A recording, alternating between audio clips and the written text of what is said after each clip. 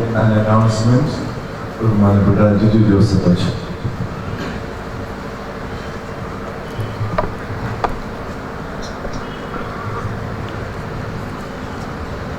വിശ്വാസം എന്നതോ ആശിക്കുന്നതിൻ്റെ ഉറപ്പും കാണാത്ത കാര്യങ്ങളുടെ നിശ്ചയവും ആകുന്നു. വിശ്വാസം ഒരു ഉപേക്ഷയും പുറപ്പാടുമാണ്. ഇരുട്ടിലേക്കുള്ള എടുത്തുചാട്ടമാണ്. ദൈവത്തിൽ പൂർണ്ണമായി ആശ്രയം വയ്ക്കുന്നതാണ്. ബുദ്ധിക്കപ്പുറത്തേക്കുള്ള വളർച്ചയാണ്. ഏറ്റവും ഇഷ്ടപ്പെട്ടതിനെ തമ്പുരാന് നഷ്ടപ്പെടുത്തുന്നതാണ് വിശ്വാസം. കഴിഞ്ഞ രാത്രിയിൽ ബഹുമാനപ്പെട്ട ജോസഫ് തെപ്പുരയ്ക്കൽ അച്ഛനിലൂടെ ഹൃദ്യമായി ദൈവവചനം നമ്മോട് ഇടപെട്ടു. ഈ ദിവസങ്ങളിൽ നമ്മുടെ ഭദ്രാസനത്തിൻ്റെ അധിപനായിരിക്കുന്ന അഭിവന്ദ്യ ഗ്രിഗോറിയോസ് മാർ സ്തെഫാനോസ് എപ്പിസ്കോപ്പ തിരുമേനിയുടെ സാന്നിധ്യവും നേതൃത്വവും ഈ കൺവെൻഷൻ കൂടുതൽ അനുഗ്രഹപ്രദമായി തീരുന്നതിന് കാരണമാകുന്നു. ഇന്നത്തെ ഈ മീറ്റിംഗിൽ അഭിവന്ദ്യ തിരുമേനി അധ്യക്ഷം വഹിക്കുന്നു. ഏറ്റവും സന്തോഷത്തോടെ സ്വാഗതം ആശംസിക്കുന്നു. ഭദ്രാസനത്തിൻ്റെ വികാരി ജനറൽ ഡോക്ടർ ജയൻ തോമസ് അച്ഛൻ നമുക്ക് നേതൃത്വം നൽകുന്നു. കൂടാതെ ഭദ്രാസന സെക്രട്ടറി റവൻ ഷാജി എം തോമസ് അച്ഛൻ ഈ കൺവെൻഷന് നേതൃത്വം നൽകുന്നു. പ്രിയ അച്ഛന്മാരെ ഈ മീറ്റിംഗിലേക്ക് സ്വാഗതം ചെയ്യുന്നു. ഇന്ന് നമുക്ക് മുഖ്യ സന്ദേശം നൽകുന്നത് പ്രിയപ്പെട്ട പുത്തൻപുരയ്ക്കൽ അച്ഛനാണ്. പ്രിയപ്പെട്ട അച്ഛൻ ഇപ്പോൾ എത്തിച്ചേരും. പ്രിയപ്പെട്ട അച്ഛൻ്റെ അസാന്നിധ്യത്തിൽ അച്ഛനെ ഒരിക്കൽ കൂടി ഈ യോഗത്തിലേക്ക് സ്വാഗതം ചെയ്യുന്നു. സഹോദരി സഭകളിൽ നടത്തിയ വൈദികരെയും നമ്മുടെ ഭദ്രാസനത്തിലെ അച്ഛന്മാരെയും സുവിശേഷകരെയും പ്രിയ വിശ്വാസ സമൂഹത്തെയും ഇന്നത്തെ ഈ യോഗത്തിലേക്ക് സ്വാഗതം ചെയ്യുന്നു. പ്രതിഷ്ഠാ ശുശ്രൂഷ, ജീവിതം കർത്താവിനായി സമർപ്പിക്കപ്പെടുന്നവരുടെ പ്രതിഷ്ഠാ ശുശ്രൂഷ ശനിയാഴ്ച രാവിലെ 8 മണിക്ക് ചുങ്കത്തറ ശാലേം പള്ളിയിൽ വെച്ച് നടത്തപ്പെടുന്നതാണ്. ഇതിൽ പങ്കുചേരുവാൻ ആഗ്രഹിക്കുന്നവർ തങ്ങളുടെ പേര് വിവരം convener reverend Thomas Mathew P അച്ഛനെ ഏൽപ്പിക്കണം. അഭിവന്ദ്യ തിരുമേനി ഈ ശുശ്രൂഷയ്ക്ക് നേതൃത്വം നൽകും. കുട്ടികളുടെ യോഗം വ്യാഴം വെള്ളി ദിവസങ്ങളിൽ രാവിലെ 8 മണിക്ക് കുട്ടികളുടെ യോഗം പന്തലിൽ ക്രമീകരിച്ചിരിക്കുന്നു. സമാജ പ്രവർത്തകർ നേതൃത്വം നൽകും. കുഞ്ഞുങ്ങൾക്ക് ലഭിക്കുന്ന അസുലഭാവസരം പ്രയോജനപ്പെടുത്തുന്നതിന് കുഞ്ഞുങ്ങളും മാതാപിതാക്കളും ശ്രദ്ധിക്കണമേ. ബൈബിൾ ക്ലാസ് വ്യാഴം വെള്ളി ദിവസങ്ങളിൽ രാവിലെ 8 മണിക്ക് പള്ളിയിൽ വെച്ച് ശാലേം മാർത്തോമ പള്ളിയിൽ വെച്ച് ബൈബിൾ ക്ലാസ് ക്രമീകരിച്ചിരിക്കുന്നു. താല്പര്യപൂർവ്വം ബൈബിൾ ക്ലാസ്സിൽ പങ്കെടുക്കണമേ. ബ്രദർ തോമസ് മാത്യു കരുനാഗപ്പള്ളി ബൈബിൾ ക്ലാസ്സിന് നേതൃത്വം നൽകും. ഭദ്രാസന പ്രകാശം, ഭദ്രാസനത്തിൻ്റെ നാവാണ് ഭദ്രാസന പ്രകാശം. എപ്പിസ്കോപ്പ തിരുമേനിയുടെ കത്ത്, ഭദ്രാസന സെക്രട്ടറിയുടെ കത്ത്, എഡിറ്റോറിയൽ, ഈടുറ്റ ലേഖനങ്ങൾ, ഭദ്രാസന വാർത്തകൾ, ഫോട്ടോകൾ, ധ്യാനചിന്തകൾ എന്നിവ കൊണ്ട് സമ്പുഷ്ടമാണ് ഭദ്രാസന പ്രകാശം. എൻ്റെ വരിസംഖ്യ നൽകി വരിക്കാരാകുന്നതിന് ശ്രദ്ധിക്കുമല്ലോ. ഭദ്രാസന സ്റ്റോൾ സന്ദർശിക്കുക. കൺവെൻഷൻ കമ്മിറ്റി ഓഫീസ്, കൺവെൻഷൻ നടത്തിപ്പിലേക്ക് സാമ്പത്തികം ആവശ്യമാണ് എന്നുള്ളത് ഏവർക്കും അറിയാവുന്ന കാര്യമാകുന്നുവല്ലോ. നിങ്ങളുടെ വിലയേറിയ സംഭാവനകൾ നൽകുന്നതിന് കൺവെൻഷൻ കമ്മിറ്റി ഓഫീസിൽ സൗകര്യമുണ്ട്. ഇടവകകളുടെ വിഹിതവും ഇവിടെ നൽകാവുന്നതാണ്. ഇടവക വികാരിമാരും ട്രസ്റ്റിമാരും ശ്രദ്ധിക്കുമല്ലോ. യുവജന സഖ്യം ബുക്ക് സ്റ്റോൾ, നിലമ്പൂർ സെൻറ്റർ യുവജന സഖ്യത്തിൻ്റെ ആഭിമുഖ്യത്തിൽ ബുക്ക് സ്റ്റോൾ പ്രവർത്തിക്കുന്നു. പുതിയ പുസ്തകങ്ങൾ വാങ്ങുന്നതിന് ശ്രദ്ധിക്കുമല്ലോ. ഡി അഡിക്ഷൻ മിനിസ്ട്രി, മുക്തി ഡി അഡിക്ഷൻ മിനിസ്ട്രിയുടെ സ്റ്റോളിൽ പുരുഷന്മാർക്കും സ്ത്രീകൾക്കും പ്രത്യേകം കൗൺസിലിങ്ങിനുള്ള സൗകര്യം ഒരുക്കിയിരിക്കുന്നു. ഭദ്രാസന ഡി അഡിക്ഷൻ മിനിസ്ട്രി പ്രവർത്തകർ ഇതിന് നേതൃത്വം നൽകുന്നു. സർവീസ് ഏജൻസി, ചുങ്കത്തറ സർവീസ് ഏജൻസിയുടെ ബുക്ക് സ്റ്റോൾ പന്തൽ പരിസരത്ത് പ്രവർത്തിക്കുന്നു. ആരാധനാക്രമം, ബൈബിൾ, മറ്റ് ക്രിസ്തീയ പ്രസിദ്ധീകരണങ്ങൾ എന്നിവയും ലഭ്യമാണ്. ഈ സൗകര്യം പ്രയോജനപ്പെടുത്തുമല്ലോ. ലഹരി വിരുദ്ധ സമ്മേളനം, വ്യാഴാഴ്ച ഉച്ച കഴിഞ്ഞുള്ള മീറ്റിംഗ് ലഹരി വിരുദ്ധ സമ്മേളനമായി വേർതിരിച്ചിരിക്കുന്നു. ശ്രീമതി റീന ജോൺ ഈ മീറ്റിങ്ങിന് നേതൃത്വം നൽകും. സുവിശേഷകരുടെ മീറ്റിംഗ്. ഭദ്രാസനത്തിലെ സുവിശേഷകരുടെ മീറ്റിംഗ് വ്യാഴാഴ്ച രാവിലെ 10 മണിക്ക് പന്തലിൽ നടക്കും. അഭിവന്ദ്യ ഗ്രിഗോറിയോസ് മാർ സ്തേഫാനോസ് എപ്പിസ്കോപ്പ തിരുമേനിയും ബദർ തോമസ് മാത്യു കരുനാഗപ്പള്ളിയും നേതൃത്വം നൽകുന്നു. എക്യുമെനിക്കൽ സമ്മേളനം. വ്യാഴാഴ്ച വൈകിട്ടുള്ള മീറ്റിംഗ് എക്യുമെനിക്കൽ സമ്മേളനമായി ക്രമീകരിച്ചിരിക്കുന്നു. പ്രസ്തുത മീറ്റിംഗിൽ യാക്കോബായ സഭയുടെ മെത്രാപ്പോലിത്ത റൈറ്റ് റെവറൻ പൗലോസ് മാർ ഐറേനിയസ് മെത്രാപ്പോലിത്ത പ്രസംഗിക്കും. നമ്മുടെ കൺവെൻഷൻ നമ്മുടെ ഇവിടെയുള്ള വിശ്വാസ സമൂഹത്തിൻ്റെ ബന്ധുക്കൾക്കും നമ്മുടെ കുഞ്ഞുങ്ങൾക്കും അവർ ജോലി ചെയ്യുന്ന ഇടങ്ങളിൽ ശ്രവിക്കുന്നതിനും കാണുന്നതിനും ഉള്ള സൗകര്യം ക്രമീകരിച്ചിരിക്കുന്നു. വെബ്സൈറ്റിൽ ജോർജിയൻ കാൻഡിൽ TV അല്ലെങ്കിൽ സഭാദൂതൻ.com നോക്കിയാൽ ഇത് ലഭ്യമാകുന്നതാണ്. ലൈവ് ടെലികാസ്റ്റിംഗ് മാത്രമേ ഉള്ളൂ. ലോകത്തിൻ്റെ വിവിധ ഭാഗങ്ങളിലിരുന്ന് നമ്മുടെ കൺവെൻഷൻ അനേക ആളുകൾ ശ്രവിക്കുന്നു, പ്രാർത്ഥിക്കുന്നു. ഇത് നമുക്ക് അനുഗ്രഹമായി തീരുന്നു. പ്രസംഗത്തിൻ്റെ CD ബുക്ക് ചെയ്യുന്നവർ അടുത്ത ദിവസം തന്നെ സ്റ്റോളിൽ നിന്ന് വാങ്ങുന്നതിന് ശ്രദ്ധിക്കുമല്ലോ. വയനാട് മിഷനെ കുറിച്ചുമുള്ള പ്രസ്താവന ബഹുമാനപ്പെട്ട റെജി യോഹന്നാൻ അച്ഛൻ ഈ സമയത്ത് നടത്തും.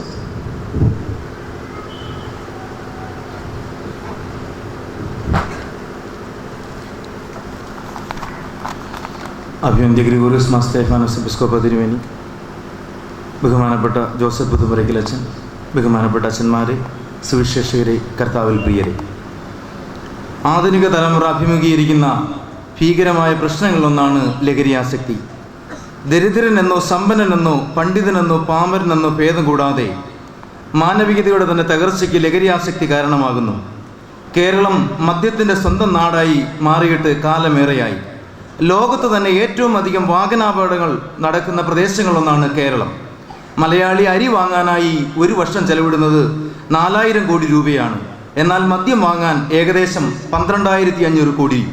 35 കോടി ലിറ്റർ മദ്യമാണ് മലയാളി ഒരു വർഷം കുടിച്ചു തീർക്കുന്നത്. ക്രിസ്ത്യാനികൾ പാർക്കുന്ന കേരളത്തിൽ മദ്യസംസ്കാരം വളർത്തുന്നതിൽ നമുക്ക് കാര്യമായ പങ്കുണ്ട്. വിവാഹം, മാമോദീസ, ഭവനവാഴ്വ് തുടങ്ങിയ വിശേഷ അവസരങ്ങളിൽ മദ്യക്കൂട്ടായ്മ സാധാരണമായി തീരുന്നു എന്ന വസ്തുത വിസ്മരിക്കാവുന്നതല്ല. കുടുംബ ഭദ്രതയ്ക്കും ഭാവി തലമുറയുടെ വളർച്ചയ്ക്കും സമൂഹത്തിൻ്റെ ഉന്നമനത്തിനും തടസ്സം നിൽക്കുന്ന ലഹരിയുടെ മാസ്മരിക വലയത്തിൽപ്പെട്ട് അലയുന്ന സഹോദരങ്ങളെ നോക്കി നിൽക്കാൻ നമുക്ക് ആവില്ല.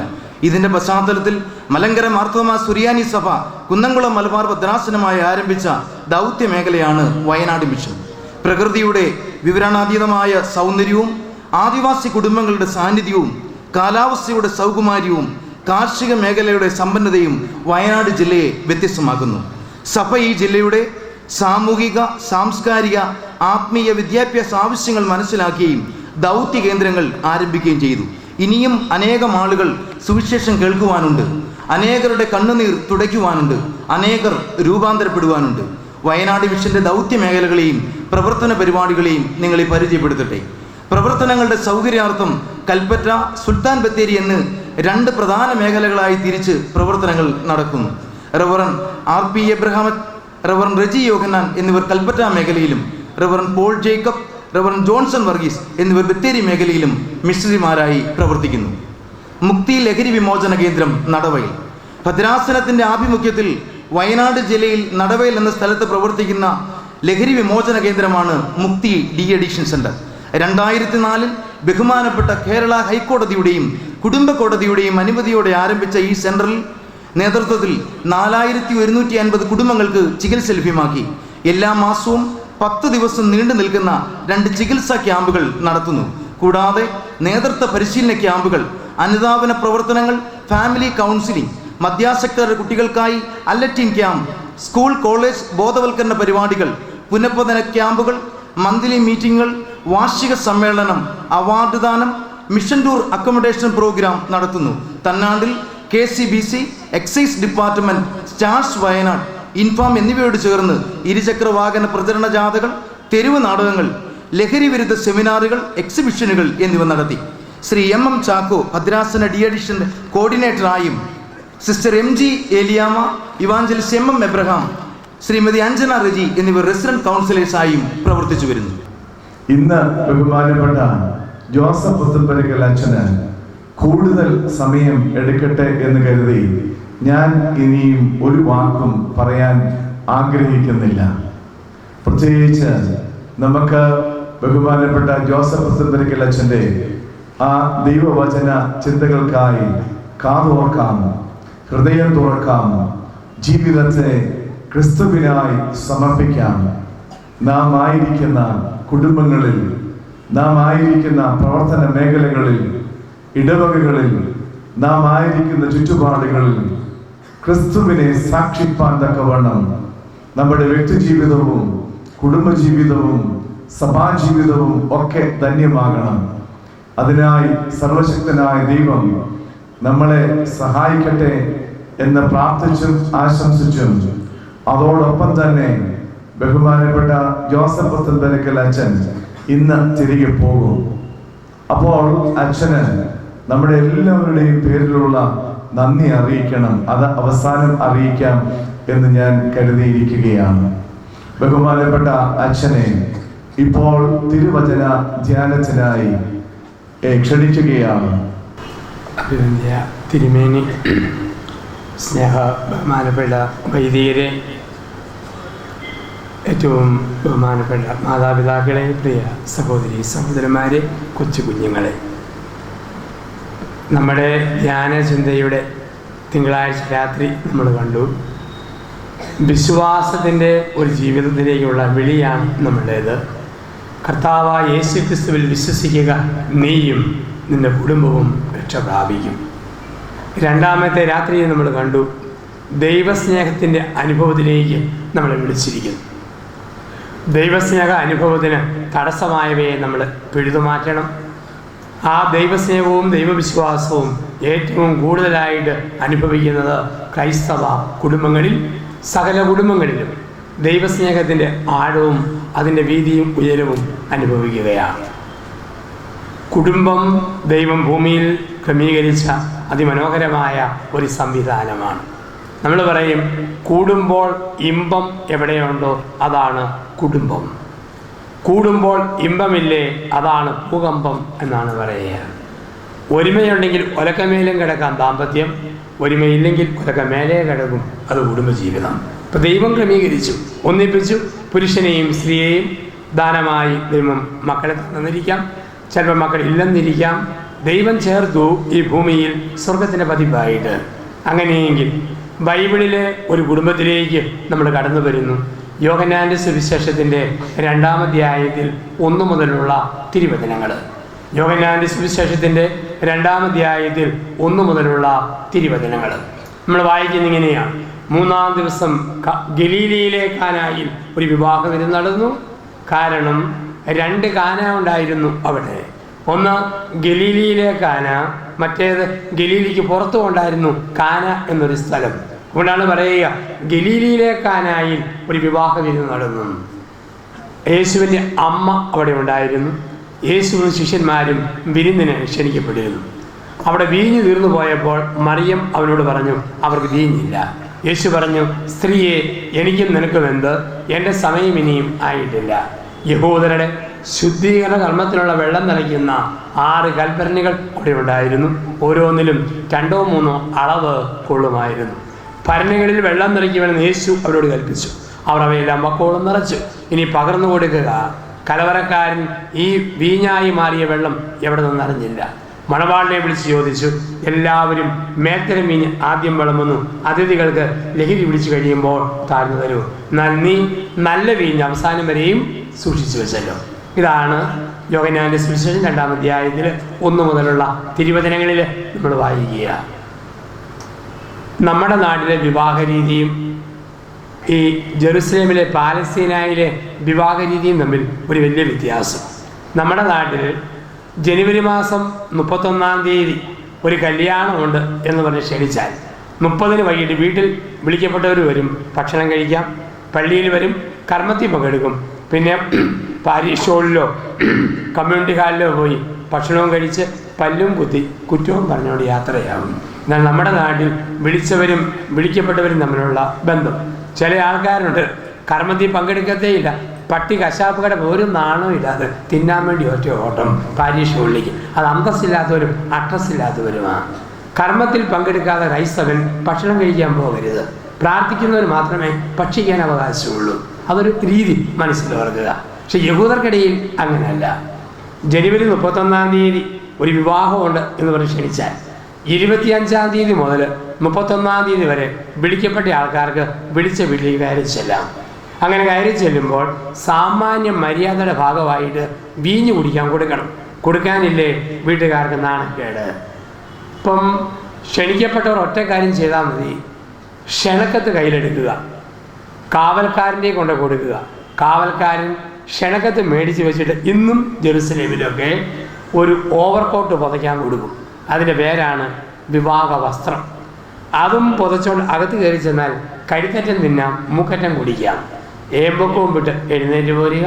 പോരുന്ന വഴിക്ക് കോട്ട് ഊരി കൊടുക്കുക, കത്ത് മേടിച്ച് പോക്കറ്റിലിടുക. വീട്ടിൽ ചെന്ന് കൂർക്കം വലിച്ചുറങ്ങുക.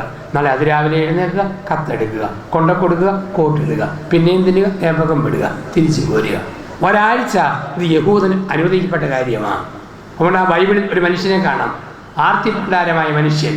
കത്തെടുക്കാനും മറന്നുപോയി, കോട്ട് പുതയ്ക്കാനും മറന്നുപോയി. ചെവിക്ക് പിടിച്ചു നോക്കി പുറത്തേക്ക് വിട്ടു. കാരണം വിവാഹ വസ്ത്രം പുതച്ചില്ല. മിനിമം ഒരുക്കം പോലില്ലാത്ത ആർത്തി പണ്ടാരത്തെ പുറത്തേക്ക് എറിഞ്ഞു എന്നാണ് പറയുക. ഒരാഴ്ചക്കാലം പലരും കയറി ഇറങ്ങി ഉള്ള വീഞ്ഞ് മുഴുവൻ കുടിച്ചു തീർത്തപ്പോൾ കർത്താവായ യേശു വരുന്നു. യേശു വന്നത് യേശു മാത്രമല്ല, വിളിക്കാത്ത കുറേ പേര് യേശുവിനെ കാണാൻ വേണ്ടി വന്നു. നമ്മുടെ സ്ഥലം MLA MPA ഒരു പരിപാടിക്ക് വിളിച്ചാൽ അവർ മാത്രമല്ല, വിളിക്കാത്ത ലോക്കൽ നേതാക്കന്മാർ ഭക്ഷണം തീർക്കാൻ വേണ്ടി ഒപ്പം വലിഞ്ഞു കയറി വരും. ഒരു നാണവുമില്ല. നമ്മളിങ്ങനെ നീണ്ട യാത്ര ചെയ്യുമ്പോൾ ശരവണഭവൻ, വസന്തഭവൻ, ആര്യഭവൻ അവിടെയൊക്കെ കയറി ഭക്ഷണം കഴിക്കാൻ വേണ്ടി ഓർഡർ കൊടുക്കുമ്പോൾ ഓർഡർ കൊടുക്കാത്ത ഐറ്റം കൂടെ വരും. നമ്മൾ ഓർഡർ കൊടുക്കുന്നത് ചപ്പാത്തി, നെയ് റോസ്റ്റ്, പൂരി മസാല, മസാല ദോശ, ഇഡ്ഡലി സെറ്റിനൊക്കെയാണ്. പക്ഷേ നമ്മൾ പറയാത്ത ഒരെണ്ണം ഒരു നാണമില്ലാതെ കയറി വരും. തൊളവട എന്ന് പറയുന്ന ഉഴുന്നുവട. പിന്നെ മര്യാദ ഉള്ളതുകൊണ്ട് അവനെ മോന്തിക്കിട്ട് എറിയേല, എടുത്ത് തിന്നിട്ട് പോരും. കാനായിലെ കല്യാണ വീട്ടിൽ കുറേയേറെ ഉഴുന്നുവടകൾ ഉരുണ്ടുകൊണ്ട് കയറി വന്നു. ഇത്രയും പേര് വന്നപ്പം കുടിക്കാൻ കൊടുക്കാൻ വീഞ്ഞില്ല. വീട്ടുകാർക്ക് നാണക്കേട്. ആ നാണക്കേടിൽ മറിയം പറഞ്ഞു, മോനെ വീഞ്ഞില്ല. അടുത്ത നിമിഷം കൽഭരണികൾ കഴുത്തോളം നിറയ്ക്കപ്പെട്ടു. കഴുത്തോളം നിറയ്ക്കപ്പെട്ട കൽഭരണികൾക്ക് മേൽ രക്ഷകന്റെ പുണ്യകരങ്ങൾ നീട്ടിപ്പിടിച്ചു. ഒരു നിമിഷം കൊണ്ട് വിളറി വെളുത്ത പച്ചവെള്ളത്തിൻ്റെ മുഖം നവവധുവിൻ്റെ മുഖം പോലെ ചുമന്നു തൊടുത്തു. അത് വീര്യമുള്ള വീഞ്ഞായി വാരിക്കോരി വിളമ്പി.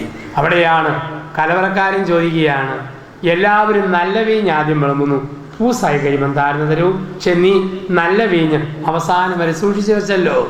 എല്ലാ ജീവിതാന്തസ്സിലും നല്ല വീഞ്ഞ് ആദ്യം വിളമ്പും. കള്ളുഷാപ്പിൽ ആദ്യം ഉഗ്രൻ, പിന്നെ കഞ്ഞിവെള്ളത്തിന് മട്ട് കലക്കിയാലും ഊറ്റൻ എന്നും പറഞ്ഞ് പൂസായവർ കുടിച്ചിട്ട് പോകും. ബാർ ഹോട്ടൽ ആദ്യം നല്ലത്, പിന്നെ സെക്കൻഡ് എന്നും പറഞ്ഞ് കൊടുക്കും. ബാർ ഹോട്ടലിൽ തന്നെ 2 സ്ഥലം. ഒന്ന് സ്റ്റാൻഡേർഡ് ആൾക്കാർക്ക് ഇരുന്ന് കുടിക്കാനും തിന്നാനുള്ള സ്ഥലം. 2 ഓടി വന്ന് നിന്ന് കുടിച്ചിട്ട് പോകുന്ന തെണ്ടി ബാർ എന്ന് പറയുന്ന മറ്റൊരു ബാറുണ്ട്. എല്ലാ കൊടുത്താലും പറയും ഉഗ്രൻ, ഊറ്റൻ, കുടിച്ചിട്ട് പോകും. ഇവിടെയാണ് എല്ലാ ജീവിതാന്തസ്സിലും നല്ലതാദ്യം വിളമ്പും. അച്ഛന്മാരെ കണ്ടിട്ടില്ലേ?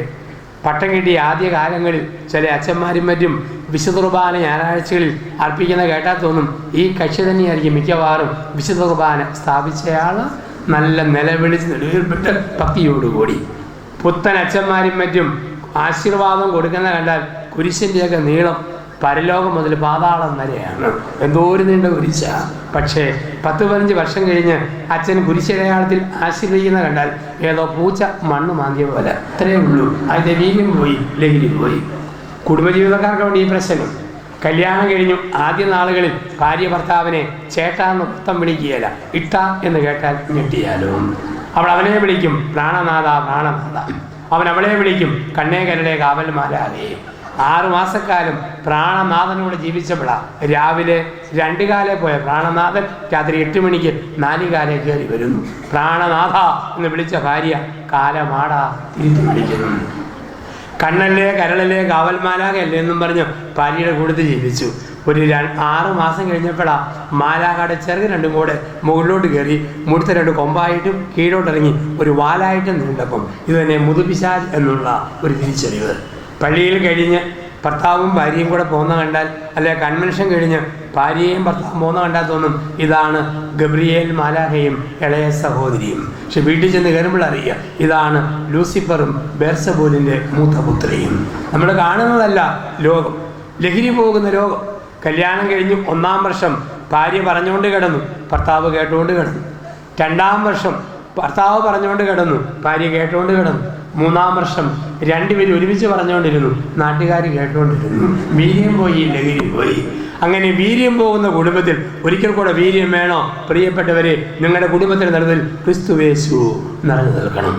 കാനായിൽ പച്ചവെള്ളം വീര്യമുള്ള വീഞ്ഞായി മാറുമ്പോൾ യേശു ക്രിസ്തു അവരുടെ മധ്യത്തിൽ നിറഞ്ഞു നിന്നു. എൻ്റെ വീട്ടിൽ മുടങ്ങാത്ത സന്ധ്യാപ്രാർത്ഥന വേണം. എൻ്റെ ഭവനത്തിൽ വേദപുസ്തക വായന വേണം. എൻ്റെ ഭവനത്തിൽ ഞായറാഴ്ച കുർബാനയ്ക്ക് പോകാത്ത ഒരു വ്യക്തി ഉണ്ടായിരിക്കരുത്. ഇടവകയോട് ചേർന്ന് നിൽക്കണം, പട്ടക്കാരോട് ചേർന്ന് നിൽക്കണം, മേൽപ്പട്ടക്കാരോട് ചേർന്ന് നിൽക്കണം. അങ്ങനെ വിശുദ്ധ കുർബാന, സന്ധ്യാപ്രാർത്ഥന, വേദപുസ്തക വായന, കൺവെൻഷനിലുള്ള നമ്മുടെ സാന്നിധ്യം, ഇതൊക്കെ കൊടുക്കുമ്പം മരവിച്ചു പോയ മനസ്സിന്, സ്വപ്നങ്ങൾ ഉറങ്ങിപ്പോയ ഹൃദയത്തിന് ഒരു പുതുജീവന്റെ തുടിപ്പും ഒരു പുതിയ സ്പന്ദനവും ക്രിസ്തു വാഗ്ദാനം ചെയ്യും. അവനുള്ളിടത്ത് വീര്യമുണ്ട്, ലഹരിയുണ്ട്. അവനില്ലെങ്കിൽ എല്ലാം തണുപ്പ്, എല്ലാം മരവിപ്പ്. യേശു എന്നും നടുക്ക് നിൽക്കുന്നവനാ. അവൻ പേരിൽ നടുവില്ല. പിതാവ്, പുത്രൻ, പരിശുദ്ധാത്മാവ്. അവൻ തൂക്കപ്പെട്ടത് നടുവില്ല, 2 കള്ളന്മാരുടെ നടുവിൽ. അവൻ കിടന്നത് നടുവില്ല, ആകാശത്തിനും ഭൂമിക്കും നടുവിൽ. അവൻ്റെ വാഗ്ദാനം 2 or 3 പേർ എൻ്റെ നാമത്തിൽ ഒരുമിച്ച് കൂടുമ്പോൾ അവരുടെ നടുവിൽ ഞാൻ ഉണ്ടായിരിക്കും. യൂതന്മാരെ ഭയന്ന് മുറിയടച്ചിരുന്ന ശിഷ്യന്മാരുടെ നടുവിൽ പ്രത്യക്ഷപ്പെട്ടിട്ട് പറഞ്ഞു, നിങ്ങൾക്ക് സമാധാനം. ജീവിതത്തിൽ നടുക്ക് നിൽക്കുന്ന ക്രിസ്തു. ഒരിക്കലും അവൻ വശത്തേക്ക് പോകരുത്. കുടുംബത്തിന് നടുക്ക്, ഹൃദയത്തിന് നടുക്ക് യേശു നിൽക്കട്ടെ. അവിടെ അത്ഭുതം നടക്കുന്നു. നമുക്കറിയാം, പലയിടത്തും ആദ്യം നല്ല ലഹരി, പിന്നെ കൊച്ചു കൊച്ചു പ്രശ്നങ്ങൾ, അതെല്ലാ കുടുംബത്തിലും ഉണ്ട്. ആദ്യം കാണുന്നതല്ലല്ലോ, കുറച്ച് കഴിഞ്ഞ് ലോകം. ഈയിടെ ഒരു ഭർത്താവും ഭാര്യയും കൂടി എന്നെ കാണാൻ വേണ്ടി വന്നു, ഒരു കുടുംബ പ്രശ്നം സംസാരിക്കാൻ. അപ്പം ഞാൻ 1-ാം നിലയിലെ മുറിയിലിരിക്കുക. മോട്ടോർ സൈക്കിൾ കയറ്റം കയറി വരുന്ന ശബ്ദം. ഞാൻ ജനൽ തുറന്ന് നോക്കുമ്പം ഭർത്താവ് ബുള്ളറ്റ് ഓടിക്കുന്നു, ഭാര്യ പുറയിൽ അവൻ്റെ അരയ്ക്ക് ചുറ്റും മട്ടം കെട്ടിപ്പിടിച്ചിരിക്കുന്നു. ഇപ്പം ഒരു സാമാന്യ ഇരിപ്പല്ല, ഏതോ പാറ്റ തേങ്ങാമുറിയെ പറ്റിയിരിക്കുന്ന പോലെ അള്ളിപ്പിടിച്ചിരിക്കുക. എൻ്റെ മുറിയുടെ വാതിൽക്ക് വന്ന് കോളിംഗ് ബെൽ അടിച്ചു. ഞാൻ ചോദിച്ചു, എന്നാ ഉണ്ട്? ഓ, അച്ഛൻ്റെ വിശേഷം അറിയാൻ വേണ്ടി വന്നതാ. ഞാൻ പറഞ്ഞു, കത്തോലിക്ക അച്ഛന്മാർക്ക് എന്നാ വിശേഷം? സന്ധ്യയായി, പ്രഭാതമായി, 5-ാം ദിവസം. നിങ്ങളുടെ കുടുംബജീവിതക്കാരുടെ വിശേഷം. ഏതായാലും നിങ്ങൾ തമ്മിൽ നല്ല സ്നേഹവും പൊരുത്തമാണെന്ന് എനിക്ക് മനസ്സിലായി. അതങ്ങനെ അച്ഛന് പിടിയിട്ട് നമ്മളുടെ അത്രയും സ്നേഹവിനെ ഇതുപോലെ ഇറുക്കി കെട്ടിപ്പിടിച്ചിരിക്കാൻ പറ്റുമോ? അവിടെ എൻ്റെ അച്ഛാ, സ്നേഹം കൊണ്ടൊന്നുമല്ല, ഇത് ഞാൻ എനിക്കല്ലേ അറിയത്തുള്ളൂ. ഞാനെങ്ങാനും അല്പം അകന്നിരുന്നാൽ വണ്ടി കയറ്റം കയറി പോകുമ്പോൾ ഇയാളെന്നെ കുലുക്കി താഴെയിടും, വീഴുകയാണ്, ഇയാളെ കൊണ്ടേ വീഴത്തുള്ളൂ. അതിനുവേണ്ടി പിടിച്ചിരിക്കുന്നതാണ്. നമ്മൾ കാണുന്നതല്ല ലോകം. കുറേ നാളുകൾക്ക് മുമ്പ് പാലായിലൂടെ ഉച്ച കഴിഞ്ഞ് 2:30 ഞാൻ മോട്ടോർ സൈക്കിളിൽ പോവുക. അങ്ങനെ പോകുമ്പോൾ എൻ്റെ ഒരു സ്നേഹിതൻ നല്ല വെയിലത്ത് ലൈറ്റിട്ട് ഹോൺ അടിച്ച് വണ്ടി സ്പീഡിൽ ഓടിക്കുന്നു. ഞാൻ ഇങ്ങനെ കാണിച്ചു. അവൻ ചോദിച്ചു, എന്നാ അച്ഛാ? ഞാൻ പറഞ്ഞു, പൊട്ടച്ചാരെ, പെട്രോളിന് ഇത്രയും വിലയുള്ളപ്പോൾ ആരെങ്കിലും പകൽ വെട്ടത്തിൽ ലൈറ്റിട്ട് പെട്രോൾ കത്തിച്ച് കളയും? അവൻ മിണ്ടാതിരി അച്ഛാ, അപകടം പുറകിലിരിക്കുന്നു. അതുകൊണ്ടാണ് ലൈറ്റ് വിട്ട് ഹോൺ പഠിച്ച് ആ വണ്ടി ഓടിച്ച് പോവുക. ആദ്യം നന്നായിട്ട് ആരംഭിക്കുന്നു, പിന്നീട് ജീവിതത്തിൽ തകർച്ചകൾ വരുന്നു.